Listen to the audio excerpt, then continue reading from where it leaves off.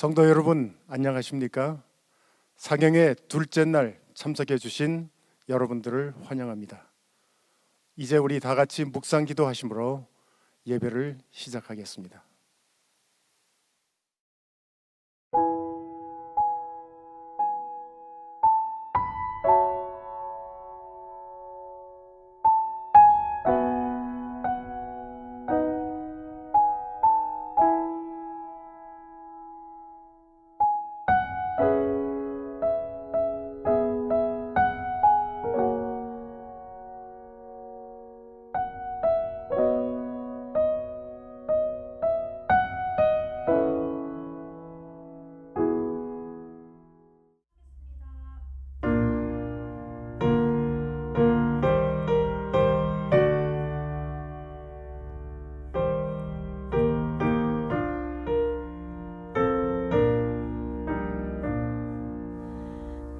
근심 걱정 말아라 주 너를 지키리 주 날개 밑에 가라 주 너를 지키리 주 너를 지키리 아무 때나 어디든지 주 너를 지키리 늘 지켜주시리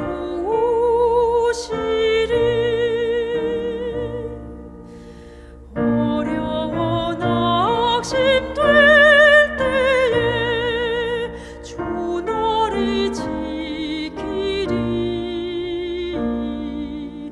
위험한 일을 당할 때 주 너를 지키리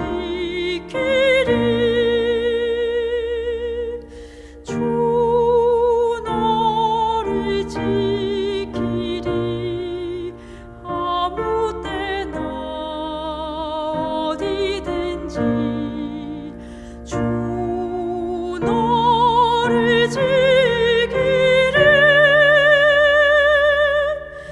늘 지켜주시리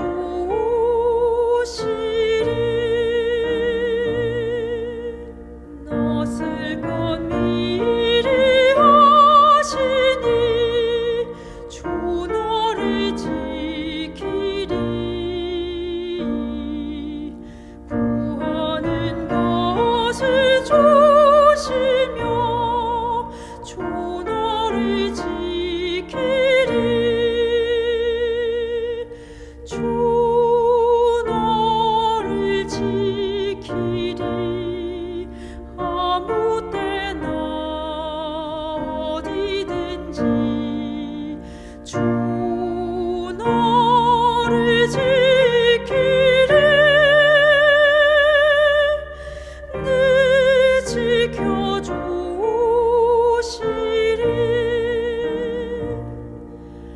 어려운 시험 당하나 주 너를 지키리 구주의 품에 가라 주 너를 지키리 주 너를 지키리 아무 때나 어디든지 주 너를 지키리 늘 지켜주시리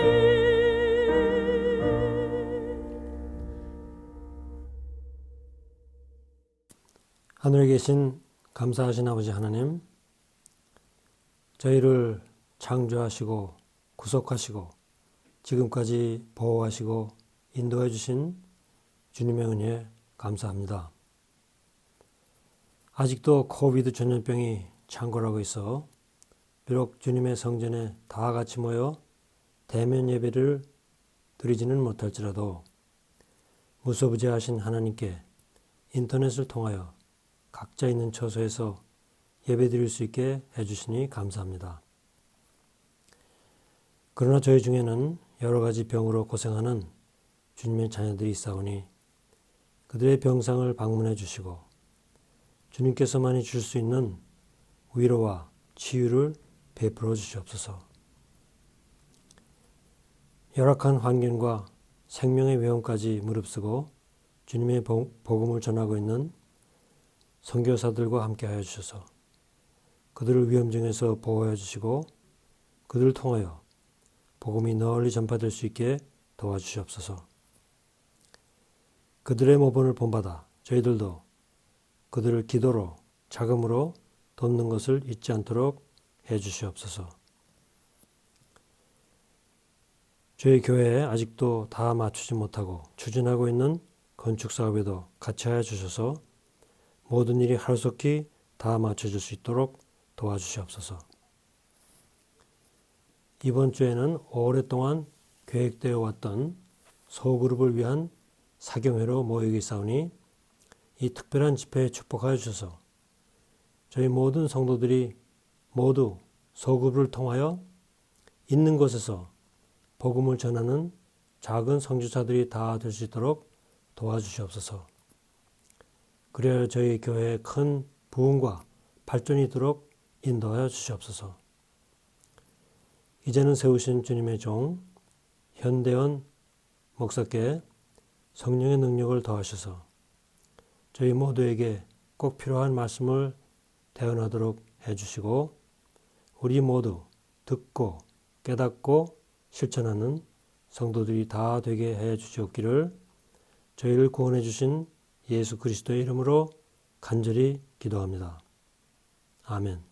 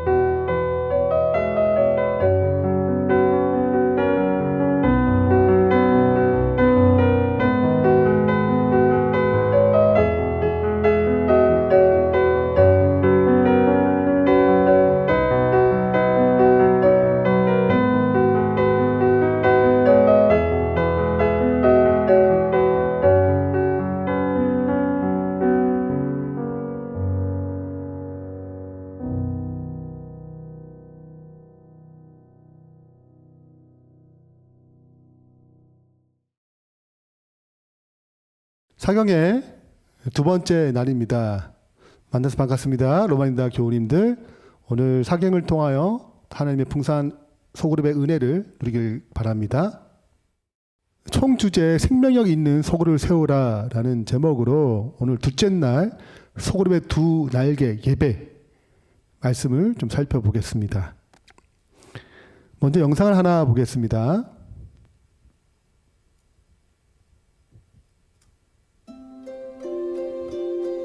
선천성 생맹으로 태어난 지미와 제이스 형제. 아버지가 알록달록한 풍선을 보여주며 무슨 색인지 물어보지만 대답하지 못합니다.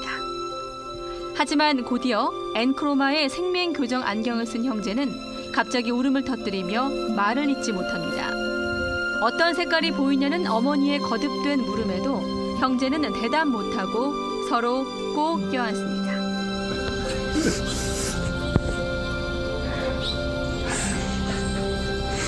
So bright. So different. It'll train your brain. 형형색색의 수건 색깔들을 정확히 구분해내는 형제의 모습에 지켜보던 가족도 눈물을 감추지 못합니다. 하늘 색깔, 티셔츠 무늬 색깔, 어머니의 눈동자 색깔 등을 태어나서 처음 보고 감격하는 형제의 모습은 수많은 네티즌들을 감동시켰습니다. 부모가 아들들의 잊지 못할 순간을 찍어서 유튜브에 올린 영상은 조회수 70만 건을 돌파했습니다. YTN 이광현입니다. 네, 영상 잘 보셨습니까? 부모님들이 자녀들의 생명에 대한 아픔을 알고 마침내 생명을 해결할 수 있는 안경을 발견하자 그 안경을 선물로 주는, 필요를 공급하는 그런 아름다운 이야기가 오늘 금방 보았던 영상이었습니다. 영적 공동체, 영적인 공동체인 소그룹도 이와 같습니다. 하나의 가족입니다. 소그룹 안에 이러한 따뜻한 역사가 일어나야 합니다. 서로의 아픔, 서로의 연약함을 채워주고 기도해주고 격려해줌으로 회복과 치유의 역사가 일어나야 되는 것입니다. 하나님 은혜가 이 안에 풍성히 일어날 때 소그룹은 생명력이 넘칩니다. 오늘 그래서 서로의 두 날개 중에 첫 번째 날개인 예배에 대해서 살펴보고자 합니다. 소그룹은 두 개의 날개로 구성되어 있습니다. 그 첫 번째는 예배입니다. 예배가 살아나야 소그룹이 하나님의 은혜를 통해서 강력한 역사를 나타낼 수 있습니다. 또 하나는 그 사역을 통하여 그 하나님 받은 은혜를 다른 사람들에게 가르치고 봉사하고 섬김으로 하나님의 분성을 드러내는 것이죠. 이것이 소그룹의 두 날개입니다. 오늘 첫 번째 날개인 예배를 생각해 보겠습니다. 지금 보시는 장면은 어떤 그림입니까? 전쟁의 그림 같죠? 근데 저 끝에 보면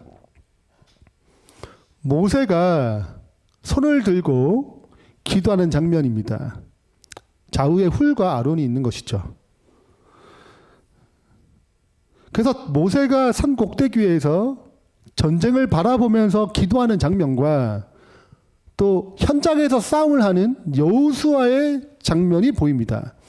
그래서 이 출애굽기 17장 이스라엘 백성이 처음으로 애굽에서 나와서 광야에서 벌인 첫 번째 전쟁에 모세의 자리가 있고 여호수아의 자리가 있습니다.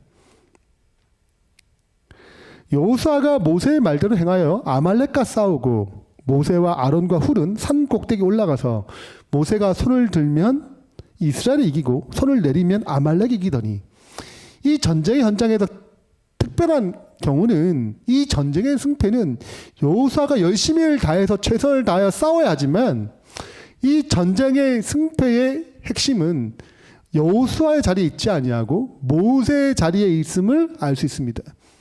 이 전쟁은 우리가 열심히 한다고 해서 단순히 이길 수 있는 전쟁이 아니고 하나님의 도우심, 하나님의 은혜가 흘러가야 이 전쟁에서 이길 수 있다는 하나의 상징적 의미이죠. 근데 모세도 한계가 있었습니다. 나이도 있고 계속 팔을 들고 있으니 얼마나 아프겠어요? 시간이 지나자 팔을 자꾸 내리게 되면 전쟁이 또 집니다.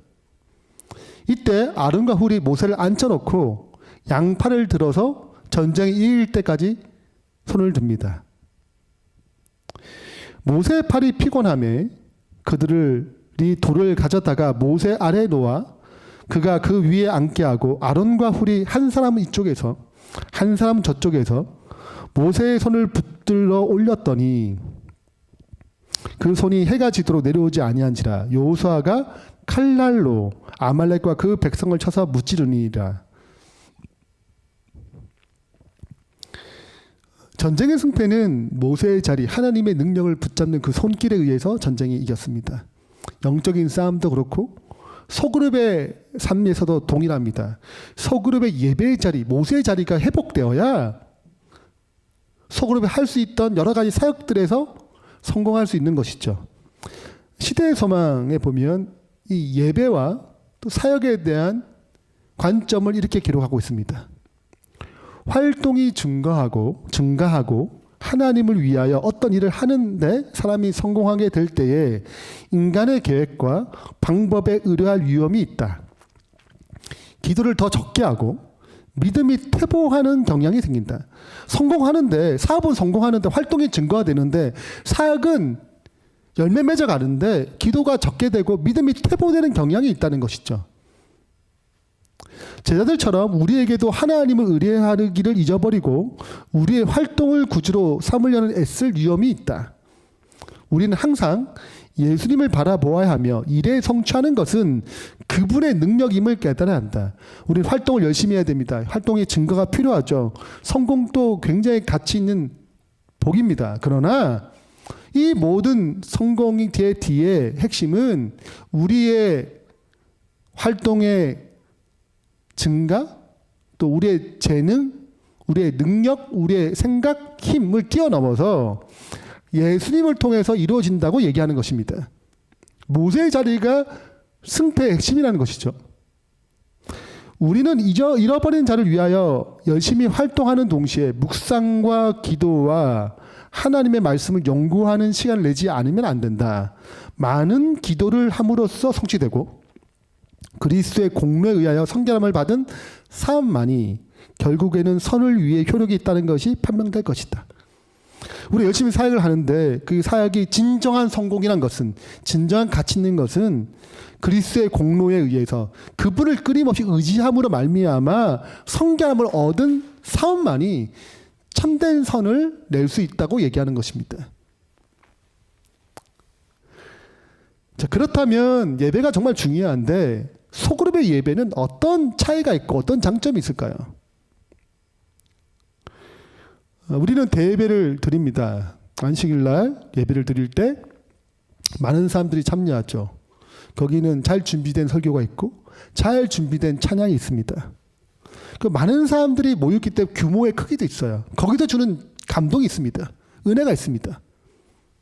그러나 이 대예배가 주지 못하는 소그룹만의 감동이 있습니다. 소그룹만의 장점이 있어요. 어떤 장점이 있을까요? 소그룹 예배의 장점이 무엇일까요?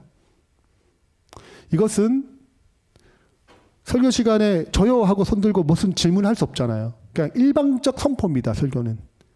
그러나 소그룹 시간에는 그 말씀이 어떻게 이해되는지, 이해를 잘 했는지 서로가 질의하고 응답하면서 자연스럽게 나눔과 소통이 일어나는 역사함이 있는 것이죠. 오늘 말씀을 가지고 내 삶에 어떻게 적용할 것인지, 저 사람 어떻게 그 말씀을 가지고 생각했는지 함께 공감하고 소통할 수 있는 나눔이 있는 예배가 소그룹 예배입니다. 이것이 소그룹 예배의 가장 큰 특징이고 장점인 것입니다. 대예배를 통해서 절대 얻을 수 없는 은혜입니다. 그럼 소그룹 예배는 어떻게 진행할까요? 크게 네 가지로 진행합니다. 그걸 4W라고 표현하는데요. 자, 하나씩 살펴보겠습니다. 첫 번째는 환영입니다. 새로운 사람을 반갑게 맞이해주고 또 오는 분들을 즐겁게 기쁜 모습으로 함께 환영해주는 시간이 있고, 그 다음에 경찬, 찬양과 기도를 통하여 우리의 마음이 하나님께 갈 수 있도록 이끄는 시간이 있습니다. 그 다음에 말씀을 나눕니다. 오늘 말씀을 통하여 오늘 내 삶 가운데 무엇이 하나님께서 변하길 원하시는지, 어떤 것이 하나님께서 내 삶에 변화되긴 또 적용되길 원하시는지를 찾아가는 과정입니다.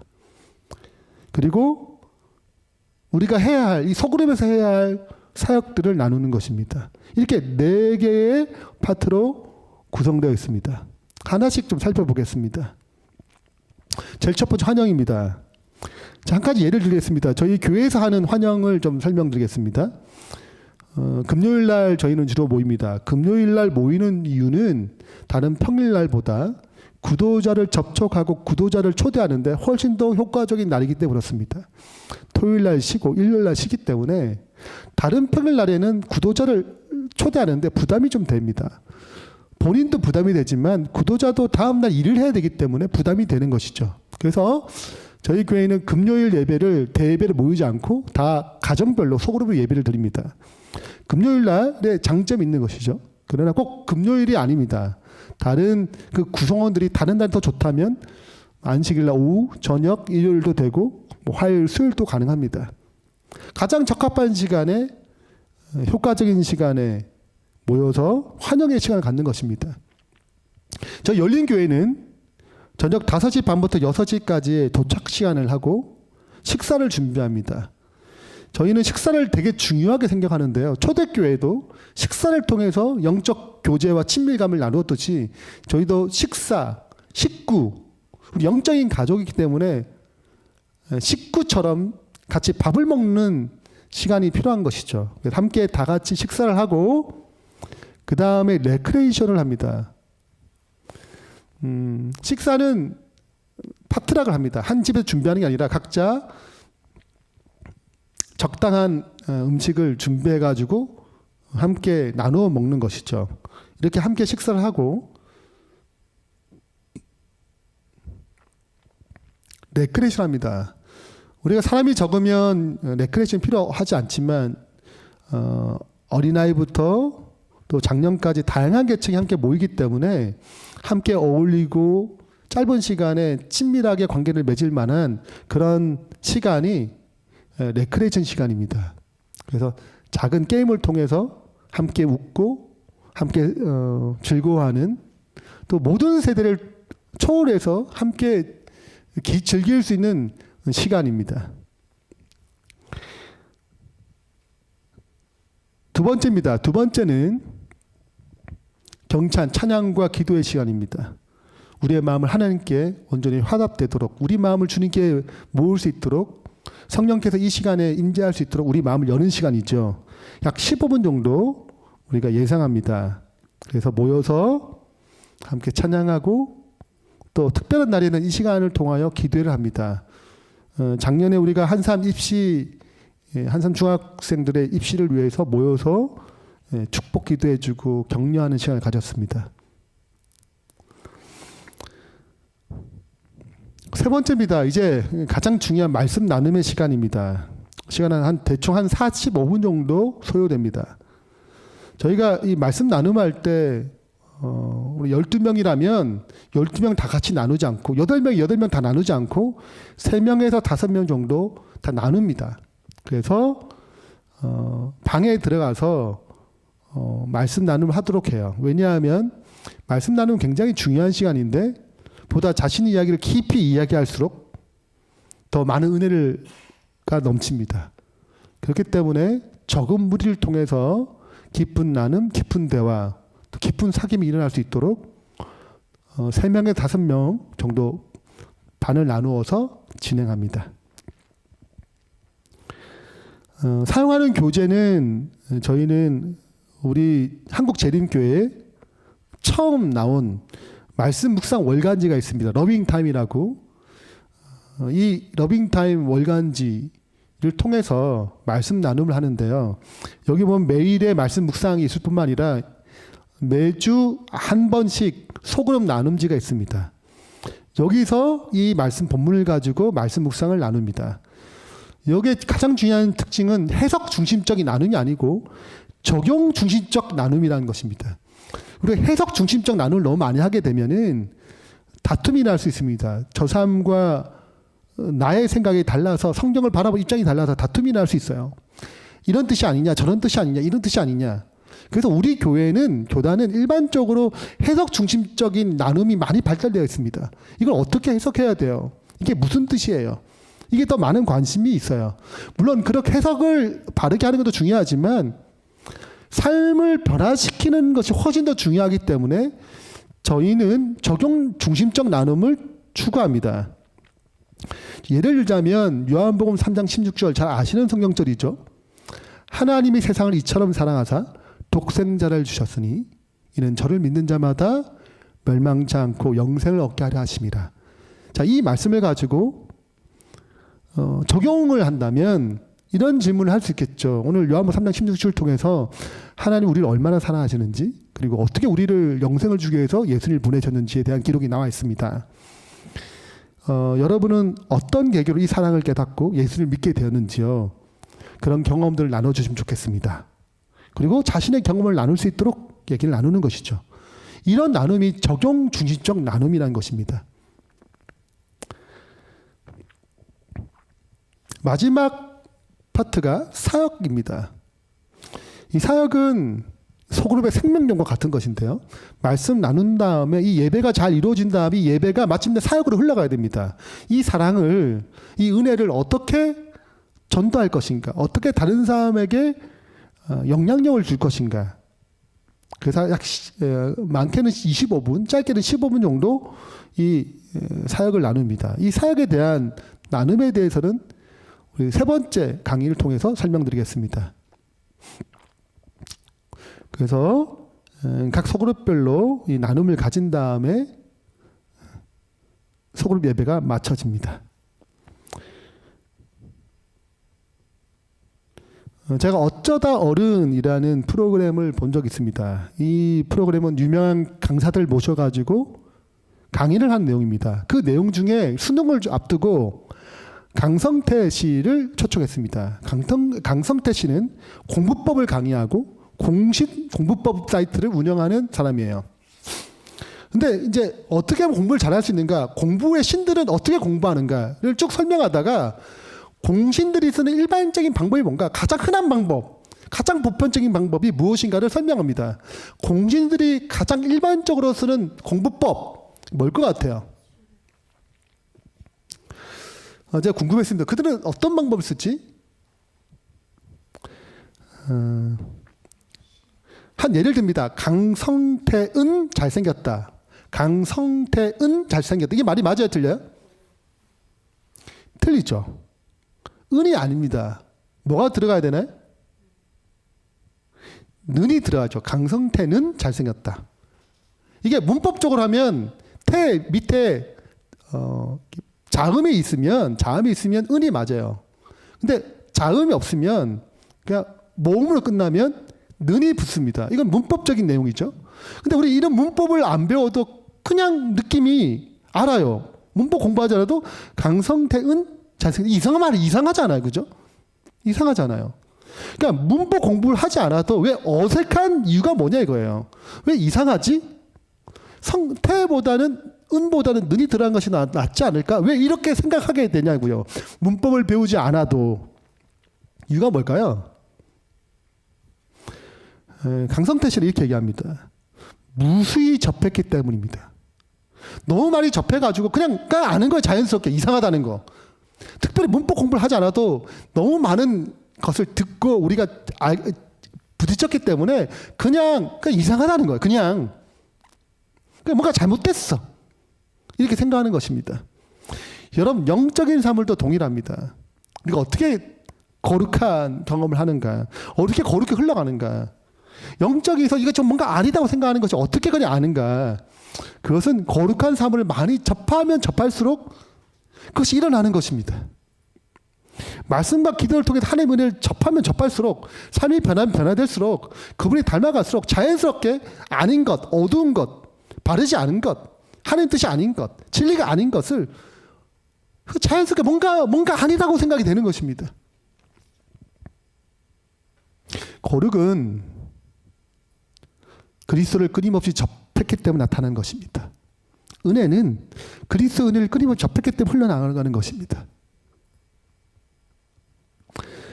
많은 그리스도인들이 기도하고 말씀을 연구하는 일을 통해 하나님과 교제한 일을 등한히 하고 있다. 그들은 그리스도께서 나를 떠나서는 너희가 아무것도 할 수 없음이라고 하신 말씀을 잊어버린다. 여러분, 우리가 설교 시간에 책을 읽으면서 얼마나 많이 기도의 중요성, 말씀의 연구의 중요성, 매일 말씀 봐야 되는 것, 매일 기도해야 되는 것 많이 들었잖아요. 근데 우리가 왜 안 되나요? 자꾸 잊어버립니다. 잘 안 되는 것입니다. 그들이 그리스도를 떠남으로 인해 저희의 생애에 그분의 은혜가 결핍되어 자기 자신의 특성이 드러나게 된다. 그리하여 하나님께 대한 그들의 봉사는 남보다 높고자 하는 욕망과 제어되지 못한 거칠고 추악한 성벽으로 인해 더럽혀진다. 이런 말씀과 기도를 통해서 하나님과 교제를 등한히 하게 되면 자연스럽게 은혜는 결핍하게 되죠. 그러면 누가 드러납니까? 나의 속성이 드러납니다. 나의 거친, 교만한, 다듬지 않은 욕망들, 추악한 성벽들, 그래서 하나님의 봉사가 아름답게 빛나지 못하는 것이죠. 이것이 그리스도의 봉사가 실패하게 되는 주요 원인 중 하나이며 사업의 결과가 미미하게 되는 이유이기도 하다.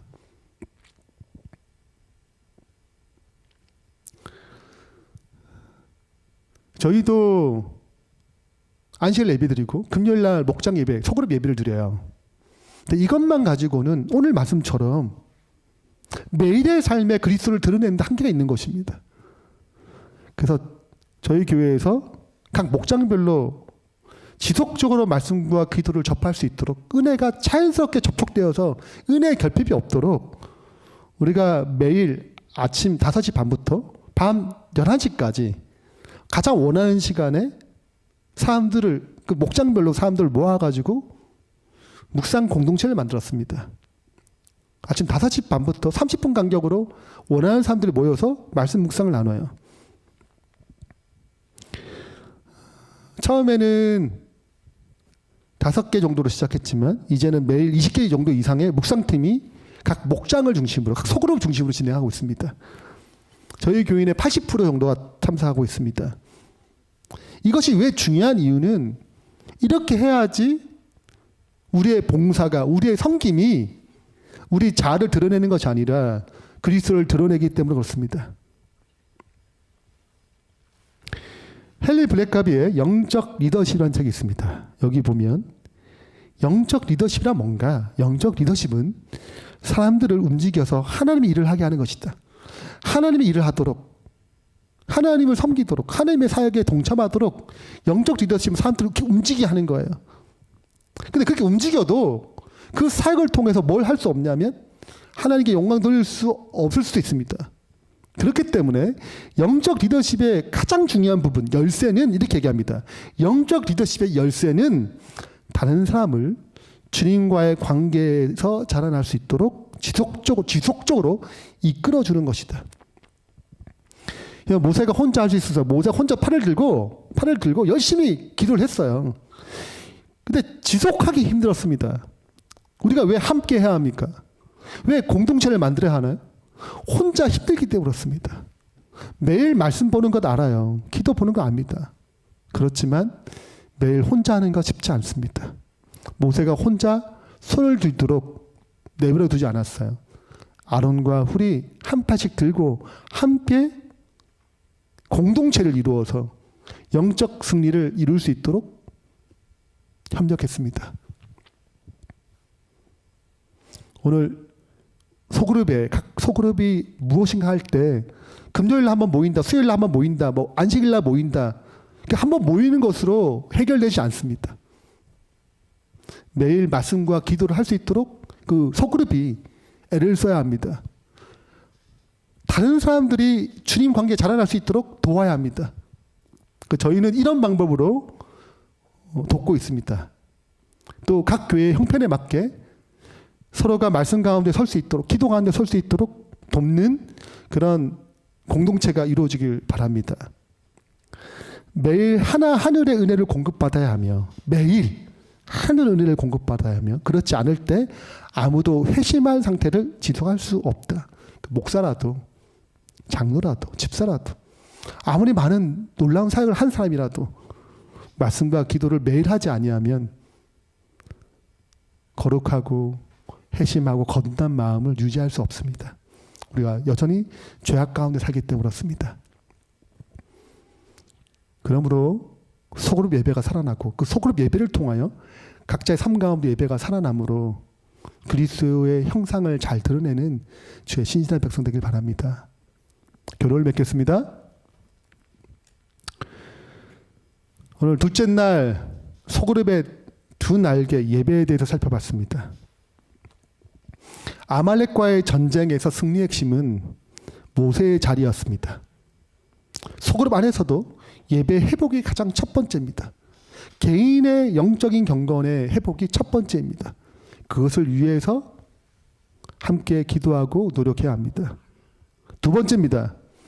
소그룹 예배에는 장점이 있습니다. 그 예배의 장점은 영적인 소통과 나눔이 일어나는 것입니다. 대예배가 절대 줄 수 없는 은혜가 있습니다. 마지막 세 번째입니다. 세 번째는 소그룹 예배는 환영, 경찬, 말씀 나눔, 사역으로 진행됩니다. 그리고 소그룹에서의 가장 중요한 일 중에 하나는 예수님을 지속적으로 만날 수 있도록 돕는 것입니다. 그래서 영적 리더십의 핵심은 그 사람들이 주님을 깊이 만날 수 있도록 혼자가 연약하니까 함께 아름과 훌같이 함께 기도하고 함께 말씀을 나눌 수 있는 그런 공동체가 생긴다면 더 건강한 교회로 성장하리라 믿습니다. 말씀을 마치겠습니다.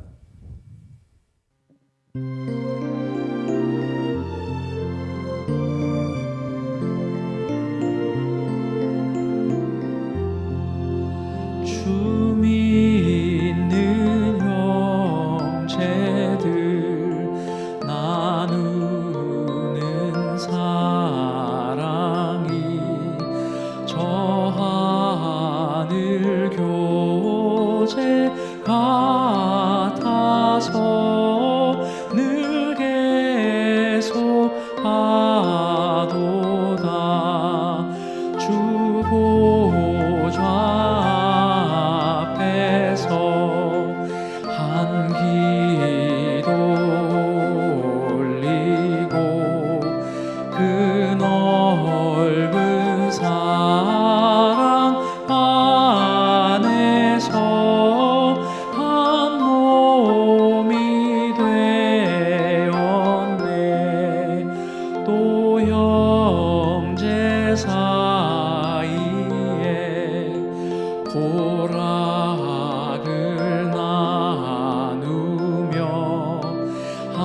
한없는 사랑 넘치어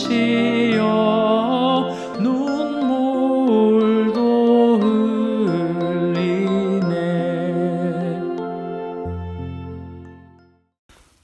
하늘에 계신 사랑의 아버지, 우리를 주의 자녀로 삼아주시고 하늘 소망 갖게 하심을 감사합니다. 모세의 자리, 예배의 자리를 놓침으로 넘어지고 실패한 저희를 용서하여 주시옵소서. 하늘 아버지의 말씀과 기도에 대한 열망과 즐거움을 혹시 상실했다면 다시금 회복시켜 주시옵소서.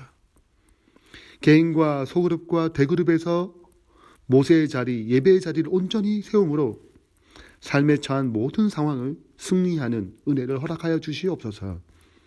특별히 소그룹을 만들어 갈 때 친밀한 사랑의 교제를 주셔서 천국의 기쁨을 이 땅에서 맛보게 하여 주시옵소서. 예수 그리스도 이름으로 축원하며 기도합니다.